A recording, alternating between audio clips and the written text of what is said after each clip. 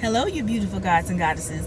This is Tawanda Van Celestial Earth Goddess, and today we're going to talk about how y'all need to learn how to take rejection with better grace, because some of y'all just out here running amok and acting like fucking fools.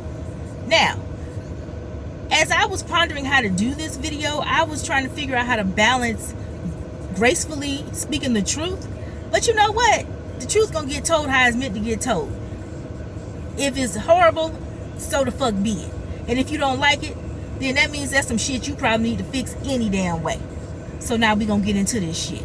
Now, bottom line, just because somebody rejects you, especially in a romantic situation, because that's usually when it's going to really feel the worst, doesn't mean that it's a character assassination. It doesn't mean that it gives you the right to get all hostile and mad and angry at the person, especially if they respectfully declined whatever offer you had to give, because that's all a rejection is, declining the offer that's presented. Okay? Now, for instance, and I can give this example because this happened to me. If you've been friends with somebody for a while and they've been liking you at some point in this friendship, you didn't fucking know shit. With me, if you don't open your mouth and say something, even if I may speculate something, I ain't gonna dwell on it for long, because that's just what it is. You should open your fucking mouth. And two, I'm being the friend that I intend to be.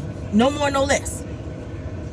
Now, once this person actually confesses this, okay, if you respectfully tell them, I see you as just a friend, okay, I can understand some disappointment. I can understand being upset, especially if you haven't had good luck in your relationships. It happens. We're human. I never deny feelings, and I always tell people to embrace their feelings. But what ain't no motherfucker gonna do is be disrespectful and start going on this tangent and projecting anger and bitterness from past traumatic experiences on the people that ain't got shit to do with that. Like, and this is gonna be specifically for black people at this moment. Black people, just because you've had some funky ass relationships with other black folks does not mean that you need to malign a whole group, a whole sector of our group, talking about black men or black women hate each other. Now, are there some dumbass skin folk in our community that hate themselves for being black, and they go therefore hate other black folks? Yeah, duh. We ain't talking about them raggedy motherfuckers. They don't even matter. But because you have had some fucked up relationships that you chose to stay in for too fucking long, and then you encounter somebody you like, but they don't like you like that, that doesn't mean that they hate other black folks. It just means they're not interested in your ass. Ain't nobody obligated to be interested in you, just like you ain't obligated to be interested in nobody else. Stop getting triggered by life. If you getting triggered by shit that you shouldn't be triggered by, you need to fix whatever's fucking with your head and your heart. Simple as that. I am so sick and tired of these you triggered motherfuckers fucking with people.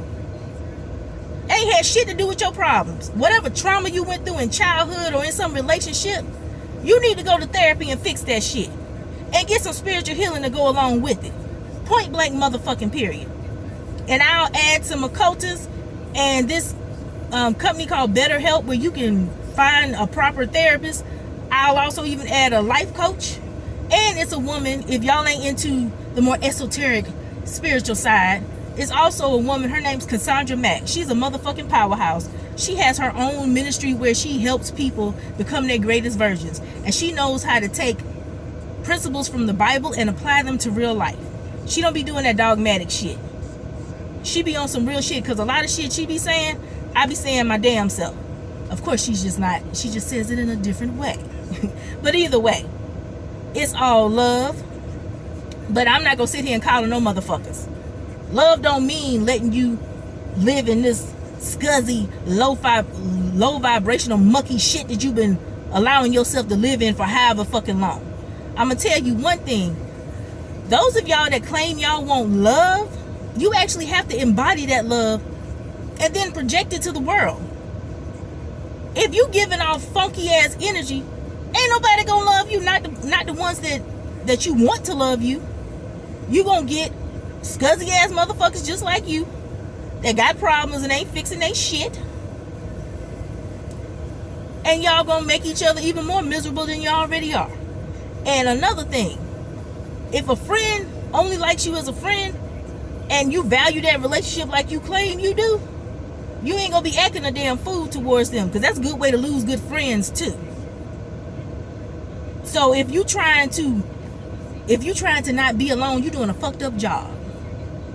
So you either gonna do one or two things: fix your shit and embody the very thing that you want to attract, or you just go sit there by yourself in your shit and be lonely for the rest of your life until you motherfucking die. And this is just real talk. And if you have a problem with what I'm saying, you probably the motherfucker that I'm talking about. Simple as that. Because the truth sets us free all motherfucking day. And the truth ain't gonna always be pretty, but it needs to be addressed. Okay? So, until next time, you beautiful gods and goddesses, I bid you adieu.